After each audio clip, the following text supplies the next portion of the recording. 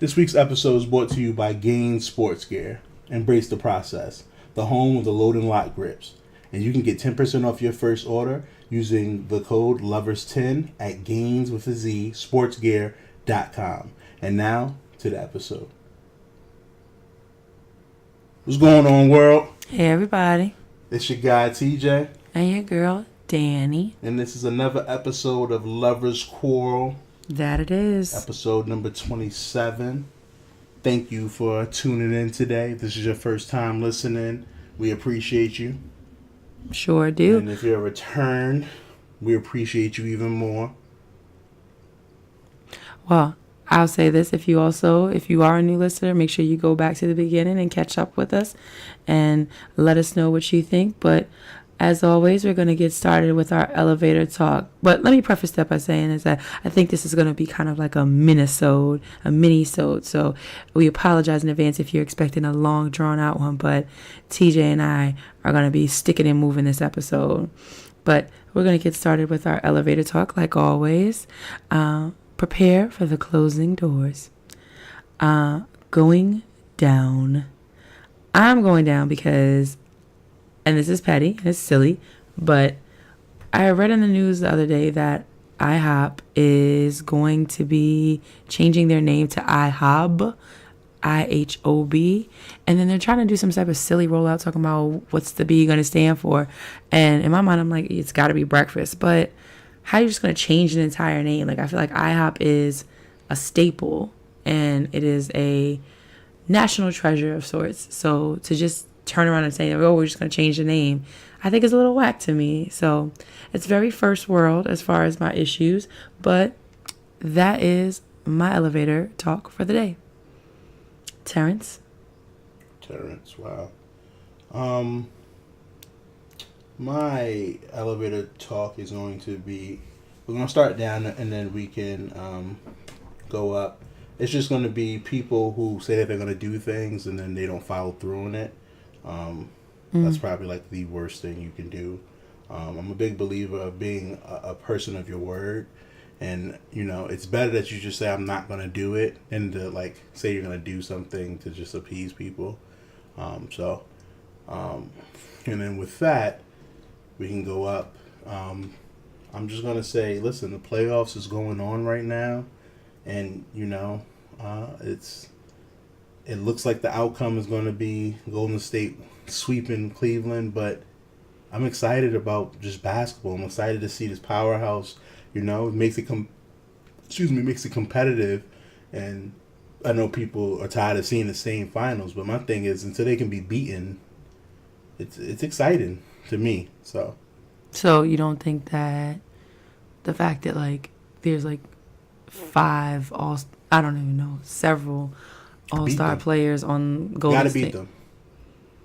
That's it. Just gotta beat them. You gotta beat them. That's what competition's about. So many people. But when you stack the deck, how is that fair? Listen, that's how. Just like that St. Francis stuff you were talking about earlier. That's stacking the deck. That's like to me it feels like no. St. Francis is not stacking the deck. And for those who don't know, St. Francis is a school in Baltimore City. It's a Catholic school in this inner city of Baltimore that, in the last 2 years, have become a powerhouse because they had gotten a co-coach who bankrolled them. Who bankrolled them, yes. So they've been playing against these other rich white schools that's been doing this for years. And now that the black schools are doing it and winning, they become a powerhouse. The white schools are afraid now. They're saying that they're afraid for their players. So, I don't agree with that at all. Football is already a dangerous sport. Why weren't you afraid of them 2 years ago when you was beating them?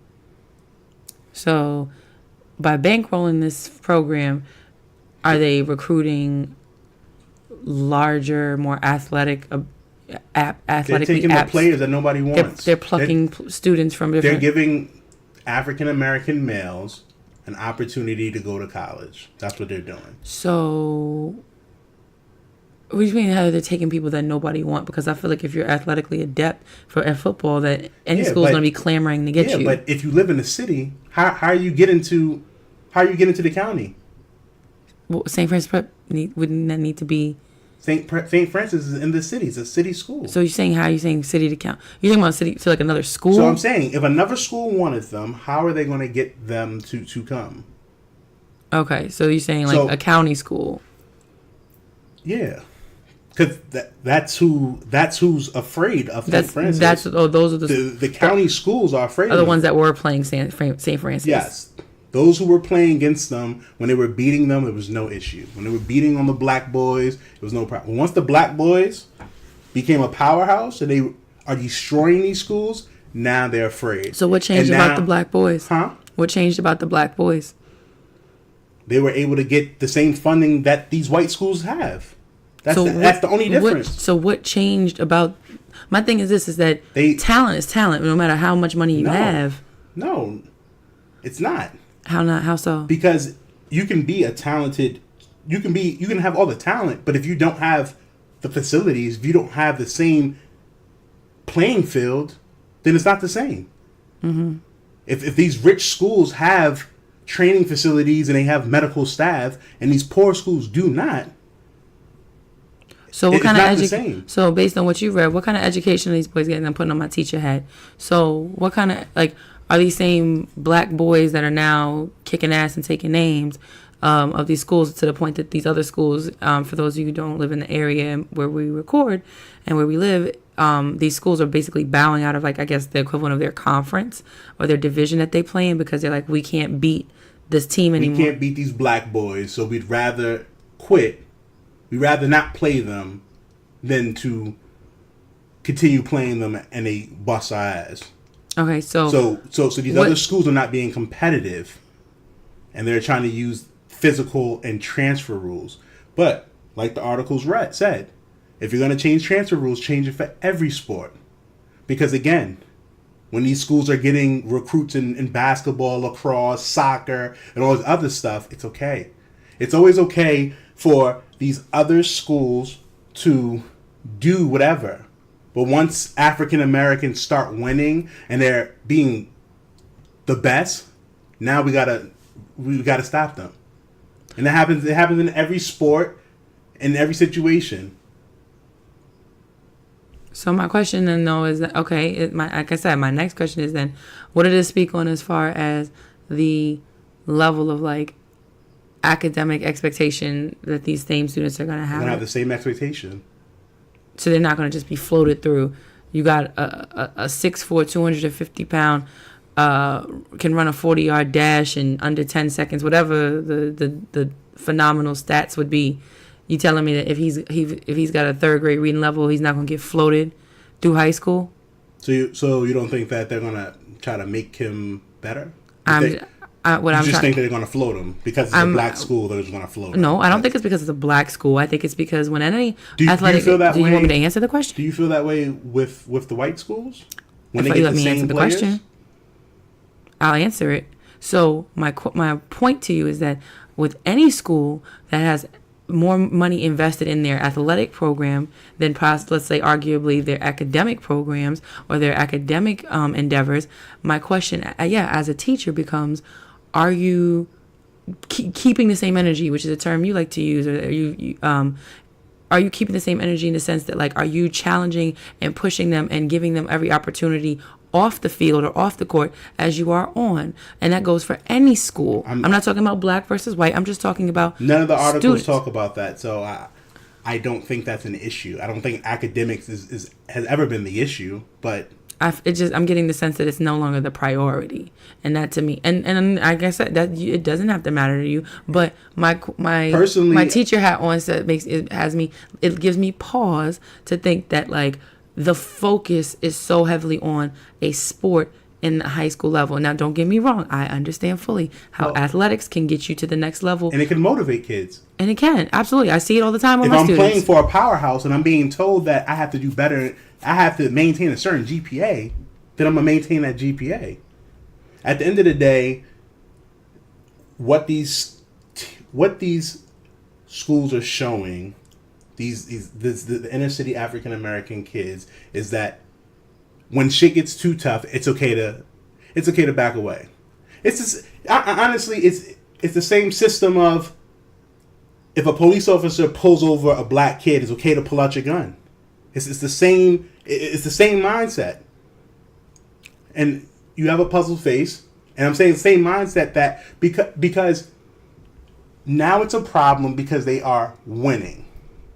When they weren't winning, no one gave a fuck about St. Francis. But now that they're winning and they're blowing these white boys out, now it's a problem. Now they're afraid of these black guys because they're bigger, they're stronger, they're more athletic. Now it's a problem. Now it's a problem just because they are superior now. Because the school got funding now. So now they're able to be in the same playing field as these other rich schools. So was the playing field leveled or was it exceeded? It was leveled. Okay. It was leveled. The coach the coach who came to St. Francis coached at Gilman for 18 years. Mm-hmm. He was winning at Gilman. So he took the same thing. Same recipe that he learned at Gilman, which I'm pretty sure is predominantly white, and he took it to St. Francis. The issue with it is that these schools are dropping out because now they're saying, hey, they're too good. And we don't want to play them. So what is St. Francis going to do? Who are they going to play? Because everybody took their ball and went home. I don't know. So now this big academic bankroll program have nobody to compete against. It's not a huge academic. Not academic, athletic. Like, they're going to play a national schedule now, which they should. So they play like schools from like other states? And other states. But if they're in their conference, they should play. You can't say football's too dangerous. And there hasn't been any reports that went out that said that this dude has injured this person. There's been no proof of it being extra physical. Of somebody who had like unnecessary roughness as a The issue is they're being embarrassed. And we're not going to have niggers embarrass us, period. We'd rather not play. And that's okay. And I have a problem with that. Not everybody gets a fucking trophy. And that's the problem. That's the problem with this generation, that everyone wants to feel whatever. They hate KD and what he did. I agree with it. It's trash. But now that he's there, there's nothing you can do about it. He's going to continue winning. Beat him. Is he? I mean, I'm genuinely asking this. Is he really the reason behind them winning, or would they have won without him? They had a 73-9 record without him. I know what I'm saying though. So KD coming. All I'm saying is that they had a 73-9 record without him. So they could win without him. They won a championship without KD. It just gave him an extra push. That's it. It's just, do you put it when you're a great player. When you're a great player, you don't go to a team that beat you, which he did, and you don't go to a team that is already stacked. When you're great. So these W's that he's had, and he likely will take, people are always going to be an asterisk next to it. To some people, yeah. Will it to you? I mean, I'm always going to look at it a little differently. Like, you got it only because you played with that team, but maybe you could do what LeBron did. Go to another team, go back to OKC, and bring him a championship. I don't know if they welcome him back the same. But those are my things. My things are stay true to your word, and it's okay to be competitive. Not everybody wins. Well, thank you, sir. Those are both very inspirational. So, moving right along to our relationship tip of the week. I think this is a simple one, but sometimes that escapes us often in our relationships with, like, as always, our significant others or our friends or even our relatives. So the relationship tip of the week is knowing when to ask for and offer help. You know, we are a society who is very heavily cognizant or heavily, relies upon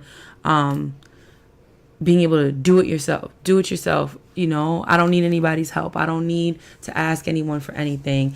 And, but then you end up either overwhelmed or overworked, and then you're not thriving. You're not happy. You're not healthy.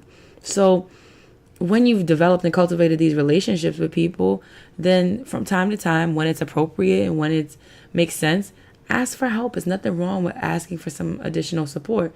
And hopefully, if the person that you're asking is there for you the way that they should be, or the way that you hope for them to be, or that it's understood that you are, then they'll reciprocate. I would say they'll be there for you when you need that help. Same way on the flip side is that because we live in this world where people don't always want to ask, sometimes you need to offer. Like, just seeing your partner struggling, or seeing them having a moment, or that this is something that they're not the best at. I'm not saying coddle or enable somebody, but at the same time, from time to time when appropriate, offer some support. It could be a kind word, it could be a little helping hand, but it never hurts to ask, and it never hurts to offer. But the person who you're offering to has to be willing to accept the help.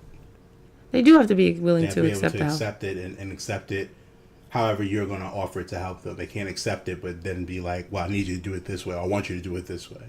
Well, I think within reason, yes, but I also feel like if a person's offering help, but the way you're offering it, but if the way you're offering it isn't conducive or beneficial to it's not going to make things better for a person, then I can see why a person might be hesitant to accept it. So it goes both ways. Yes, a person needs to be willing to receive the help that's offered, but the person offering help needs to kind of not be like, you're going to take it or leave it type of mentality either. I mean, there's always a time and a place for certain things, for those types of stances that you have to take. But in this sense, I'm saying it's like that happy medium that you kind of have to find. I understand. I just know for me, like, if I offer to help you and you don't want my help the way I'm going to offer it to you, then I'm not going to ask you. Like, it's either going to take my help or you're not going to take my help. You can't have it both ways. You can't have it that you want help, but then when I offer you help, you don't want my help this way. You want my help the way you want my help. That's just the way I feel. Well, I feel like when that applies, it's probably because although I appreciate you offering to help me, I end up having to, like, if it's not the way in which I need that help or support, then I'm still left not whole. Like, I'm still left incomplete. And so for whatever task or it is that I have to accomplish. So it's not that I don't want to receive your help or whatever, but it's just like, is this going to help me, or is this just going to kind of draw things out sometimes? And that goes, again, both ways. But not to digress too much, folks, that is the relationship tip of the week, is to ask for and offer help when it's needed, because nobody's perfect and no one has all the answers. So I hope that helps you all. And with that being said, we are going to take a short break. Hey friend, it's time for you to ditch those workout gloves and get the grip and wrist support you deserve. What do you suggest? You need to get the Gaines Load and Lock grips by Gaines Sports Gear. They are more durable than gloves, have a non-slip grip pad that provides grip support and added wrist support unlike your traditional workout gloves, and will protect your hands from calluses. Do they come in different colors? Not only do they come in different colors, but they are available for men and women. Do yourself a favor, go to GainesSportsGear.com. And remember, a better grip equals a better lift. Embrace the process. And we're back. Yep. And now it's time for our Lovers Mail. You don't like what it sounds? Quarrel Mail? LQ Mail? I don't know. To be determined. We have a letter today, so I'm going to read it and then we're going to go and dive into it. Hi guys, I finally pulled my thoughts together for a topic advice I would love to hear on the podcast. I really love you guys' relationship from the first time listening to Horrible Decisions. What up, Horrible Decisions? Hi guys. From high school, I've been pro-love, but love has never, all capitals, worked in my favor. I've always been a good person and I know what I should look for, but I always end up in situations of people who aren't all for me or want relationships.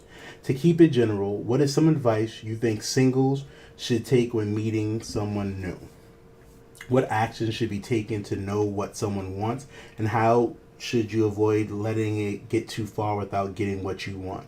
I have a bad habit of showing I'm willing and I'm a good person, but it's never appreciated. Also, I try to make things work that shouldn't give second chances to. I guess I'm a hopeless romantic. I would love if you guys did a show on dating and knowing your worth when it comes to dating. Even if you have a couple on that was not the exception like yourselves, maybe a couple that actually had to weed out a few bad ones and what changes they made to themselves as they went through dating to find the right one. It's clear it's not my time yet, and I should take my energy and focus on me, but I just want to get it right. I would love a response. Stuck in the wrong generation for love. Love you guys. Aww. Thank you so much. We love you too. Thank you for the suggestions. I think you made some very valid suggestions and good suggestions for other future episodes. And yeah, I think your questions are, valid and logical. But a couple of things that stuck out to me. The first two are you kind of answered your own questions in here, which is like about taking the time and focusing on you and how it's not your time yet. And then also, when you said you're stuck in the wrong generation for love, a lot of our, I don't want to call them ancestors, but a lot of our elders in the last, let's say, 50, 60, 70 years, all of them weren't just like, oh, I'm all madly in love and that's why I got married young and, I'm staying together for 50, 60 years. It was more to do with the fact that there weren't a lot of options back then too. So I don't want you to look in the sense that like people got married because it was just kind of like what you did, not necessarily because it was always these, passionate storybook romances. So don't beat yourself up too much about that because there are romances of all types that have existed in all different generations. But let me kind of run it back and kind of go to the top and with my little take on it. My advice would be with meeting someone new is like, don't put all yourself out there to begin with, be yourself, but you don't have to show all of yourself. And I think so that. are you going to answer it one at a time or you just going to go through everything and then I go through mine? My bad. Chime in. Just asking. I just want to know. Go ahead and chime in. I was just kind of on a roll, but that's fine. That's just, I just wanted to kind of get it out before I forgot. But I'm just asking. We didn't discuss it beforehand, so I wasn't sure if we were gonna. So what do you think? I mean, I think it would make sense for us to hit each one at a time. But Okay. if you want to go through it, because you're. No, go ahead. So I just talked about the advice part. So what's your advice for her? I mean, you said it, but I feel like you should definitely be yourself. And if you want to tell them what you want, it's nothing wrong with that. But you should be prepared that, if you give too much, that they may be afraid of it or they may try to use it to their advantage. But I think that you should definitely tell people what you want, especially as you get older. I feel like the games aren't the same. So we don't have time to play the 15 dates and then you get to know who I am or stuff like that. We're older, we're mature, so it's kind of like, listen, this is what I'm looking for, and it's like, is this what you want or not? I mean, go at your own pace. What you mean? Saying there's no criteria, oh, this is how much time we have to be together to do. Yeah, I mean that stuff shouldn't matter. It should be that you meet somebody, y'all converse, and if y'all hit it off, then y'all continue. But I think that as you get older, the things that you looked for when you were younger, you don't look for anymore. So this is true. You definitely have your preferences change over time. I think another point that you made about you try to make things work that you shouldn't give second chances to. You shouldn't. If you can recognize that it's not worth your time, don't waste more time on it. it's giving energy to something that's not worth it. And the last thing you want to do is waste energy on something that's not going to turn into anything. So, I mean, that part I think is kind of self-explanatory. But what do you think? Yeah, I would agree with that. But, I mean, I'm going to play the devil's advocate. I would say if you decide that you do want to play with fire, then don't complain about getting burnt. And that's not a negative thing. Like, sometimes in our life, we do things and then we're mad about it. But I think that we wouldn't be as mad if we did it knowing what the consequences was. Does that make sense?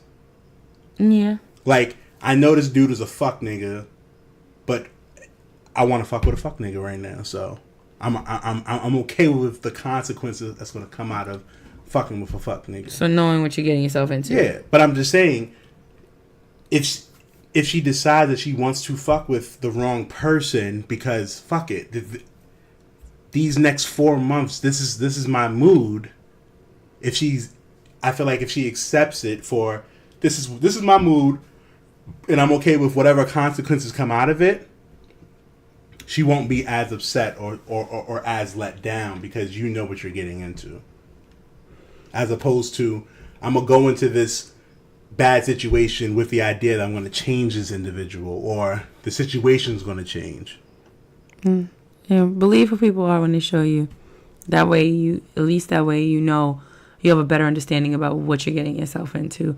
For however long you decide to mess with somebody, or if you decide to move along with them. But there's nothing wrong with, again, being a hopeless romantic. A lot of times I find that the best relationships come when people least expect it. When they're not looking for love, when they're not looking for a relationship, when their guards is down, that's when they find love. So continue being a hopeless romantic, continue being who you are, but kind of judge each situation. If something in your gut tells you it's wrong, then most likely it's wrong. Keep hope alive, love. And, it's nothing wrong with being a romantic, but understand that romance is only one small side of a multifaceted and multi-layered relationship. So it's a great thing, but there's so much more to it. So it's a good start, but know that it'll come when it's supposed to come, as far as the love that you're looking for. And then to answer, you said, how should you avoid letting it get too far without getting what you want? I think that's where the communication is going to come.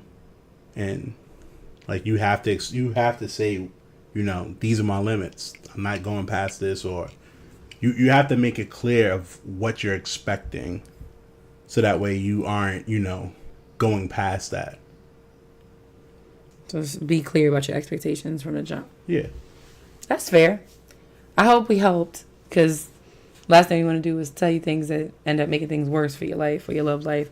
But hopefully that helped. And thank you again for the suggestions about maybe who some people we should have on. We'll be definitely looking into doing that as we move along through our episodes. But with that being said, anything else you want to add to that letter?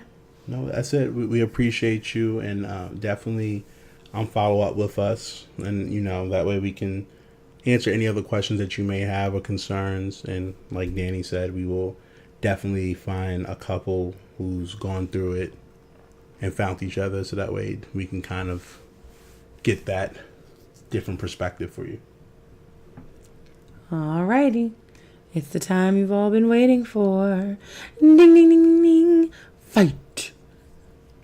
That's all I'm giving you. Just a taste, just a touch today. But our quarrel for today is something that is simple, but I think can sometimes be a point of contention. At least it is sometimes between TJ and I, and then maybe with other couples. And that is the subject of free time, alone time. Is a person entitled, or is a person allowed, or whatever you want to phrase it, to have that time to themselves, or to do what they please with what downtime they might have? Sure. even if they have, and let me put this context on it, even if they might have some possibly minute or small responsibility left to do, like if there's still something for them to check off their to-do list, can they still take a break? Can they still find some free time? Can they still find some alone time? Like, let's say you get 9 out of 11 things done on your to-do list, and the last 2 things is to clean the bathroom and buy dog food. Can a person sit down and just kind of like cool their jets for a little bit? Or sure, but I'm a big believer again of, saying what you mean. So if you say I'm gonna get 11 things done, and then you don't get 11 things done, or you say, you know what, I'm gonna clean the bathroom today, and then you don't clean the bathroom, then should you still get a pass? No, you shouldn't. What if you had a really rough day, so something that you normally would do, you don't get that, you still don't get that pass? Because I feel like if you have one rough day, but if it's like every time there's always an excuse why something didn't get done, you always find a reason, then no. It's like Pinocchio, like, right? Where his nose grows when he lies? Yeah, like, no. That's Pinocchio. Maybe that's the wrong person. It's like the boy who cried wolf. There you go. Oh. Like, every time you cried wolf, and every time the townspeople are coming and coming and coming, and then when you really need them, it's like, nah, fuck that. Fuck it. I'd rather the wolf eat you. So. I mean, and I feel like, you know what?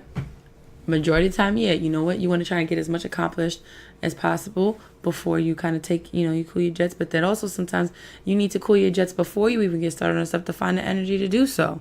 Because the day-to-day sometimes takes a lot out of people. So then don't make commitments. It's not even making commitments. It might be just, your run-of-the-mill routines or chores or something like that. And maybe you just want to take a moment for yourself. Because sometimes you're not a better person for other people if you don't take the time to, like, focus on yourself for a little bit. 100%. Everyone deserves free time and alone time. But the issue, or at least for me, is you can have that. But if there's stuff that needs to be done, and with that free time, you could have knocked out whatever, but social media is more important to you, then there is the issue. That's where the issue lies. Because at the end of the day, yeah, social media is there, but we have dishes. Or yeah, you have this, but you could have used that time to go and run your errands. So it's about prioritizing. We all love free time, but maybe our free time needs to be when we're about to go to sleep, or we get up early and we use our free time then. I'm playing devil's advocate. If my free time is right before I go to sleep, then it's going to be spent going to sleep. So, but that's a choice. I mean, you're choosing to go to sleep. Being sleepy is a biological reaction. No, but I'm saying you're choosing to go to sleep. To an extent, but again, sleep is a reaction to being tired. I mean, listen, ultimately everyone deserves free time, alone time. My caveat is always going to be, if that free time, alone time, but you have other stuff that could be done, but you would rather use that to say, I have my free time, then you can't complain that shit isn't getting done. Isn't there always something that needs to be done? That's life. So you're really not advocating for that, because you're saying if that's life, that there's always one more thing to check off the to-do list, then a person should never really cool their heels. If you're complaining about it, if it's something that's an issue for you, if it's something that's a roadblock for you, and then you're saying, I have homework I need to do, but you just spent 2 hours watching television, those 2 hours you could have been doing your homework. Mm-hmm. Sometimes you have to sacrifice, your time. Sometimes you have to sacrifice your time, the things you want to do, for the things you have to do. And sometimes you have to, and sometimes after doing day in, day out on that, sometimes you got to be like, you know what? Fuck it. The problems or the responsibilities are going to be there regardless of whether or not I get it done today or get it done tomorrow. And so I'm going to take a minute to myself. But if you're going to do that, accept the responsibility. Accept whatever consequences come with that. Mm-hmm. You can't have it both ways. It can't be, fuck it, I don't want to do this. I'm going to watch television and then get mad because you failed your class. It can't go both ways. It can't be, oh my God, I needed this personal time, but now I got to work late. And I have a written whatever, and I could have avoided this if I would have did whatever, but I chose not to. Like, you have to be able to accept whatever consequences, responsibilities come with your decisions. So what does alone time or free time look like to you? What do you mean? I mean, I shouldn't say alone because that kind of explains this. But what does free time look and feel like for you? When I have a free moment in my day, I would do whatever.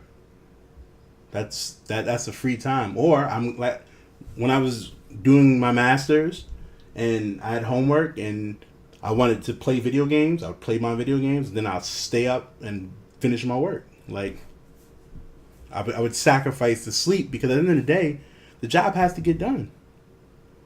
Job has to get done. No one's going to care that it's been 2 weeks that I had my free time or I got to play a video game. So that's the reason why I couldn't accomplish it. But if I wanted my free time, there's the weekends. So let me knock out my work now. So on the weekends, I can have my free time. Mm-hmm. That's just me personally. But should everybody have free and alone time? 100%. But I am just a big believer that if you have free time and that's going to be detrimental to other things, is it worth it? No. Knock out what you need to knock out and then you'll get your free time. Personally. And what I'll say is that I do understand and agree to that statement to an extent. But I also feel like sometimes you got to take a step back and you got to be like, yo, I need a moment to regroup, relax, release, whatever you want to call it, with, regardless of whether or not everything is done, because it will get done. And you can have that, definitely. But I just feel like you're entitled to those moments too. You are, but if you have those moments where you're saying, fuck everything else, I'm going to do whatever, is that individual going to accept whatever consequences come from that? Mm-hmm. I see. Well, I mean, I think we can agree to disagree on that. Or, I understand where you're coming from. I think there's... So you believe that someone can have a free time, mess up something in their life, and because they had that free time, they can say, well... I think it depends on what it is. I think that there's been times where a person has... It could be big or small. I'm telling you, what I'm saying is that I think a person, maybe they're on the verge of like a breakdown. So they take a step back and they take time for themselves and they maybe don't do well in the class or maybe they fall behind a little bit at work or something like that. But it's like, okay, I have to come back to that and that's going to be stressful in its own right. But we've dealt with that type of stress before. But I guess... my point is like, what do you say to a person who's like, I'm gonna lose my mind if I don't like take a beat right now? And yeah, I got shit to do. Take a what? Take a beat, like take a pause. Okay. Relax for a second. Whatever. So you take your pause. Cool. And then you go back to doing your stuff. But let's say if you take a pause, you're exhausted, whatever, you take your pause and now something happens. Are you saying it's okay? Is that person saying, I'm okay with those consequences or that outcome because it was my sanity or this, whatever? I think I would be okay with it to an extent because you know what? You're no good to anybody if you feel like you're insane. That's all I'm saying. So if you're going to accept whatever consequences come from you slacking or you taking your time or you doing whatever, if that individual can take that, then there's never no issue. Okay. As long as you are responsible for your actions, regardless positive or negative, then there shouldn't be no issues ever. But if you're someone who's taking their time or whatever, and now, you know what, this work is too hard for me, I'm not going to do it, and now you get written up at work, or you get a failing grade, and then you're like, well, it's not fair, or oh my God, and you're complaining about it, then it's like you can't have it both ways. I think sometimes you can, but we can agree to disagree on that one too, because that'll go down another rabbit hole. But you know what? Alone time and free time, I think, are absolutely necessary. And yes, 100%. You should accomplish as much as you can beforehand, but sometimes you got to see it in real time. Yeah, see it in real time, and as long as you're willing to accept whatever responsibility, whatever the outcome is, then I think that's okay. And I think whatever you do that helps you maintain your sanity, you will be okay with whatever might follow along after it as a result. Well, with that being said, I think it's time to wrap it up. So much for this little mini-sode. It seems like it still kind of went to a good stretch here. But as always, if you have any questions, concerns, feedback, you want to know something, you want to ask something, please, please, please email us at loversquarrelshow@gmail.com. Follow us on Instagram at Lovers Quarrel Show. And of course, follow us on Twitter. TJ will definitely respond to you at Lovers Quarrel 7. I think I hit all the notes for that. And yeah, we thank you again for listening to us. I think we did a good job of quarreling this episode, so we hope you get your lives. But as always, we thank you for tuning in. And this has been another episode of Lovers Quarrel. I'm TJ. I'm Dani. I'm TJ. And as always, we fuss. We fight. But we love. Bye.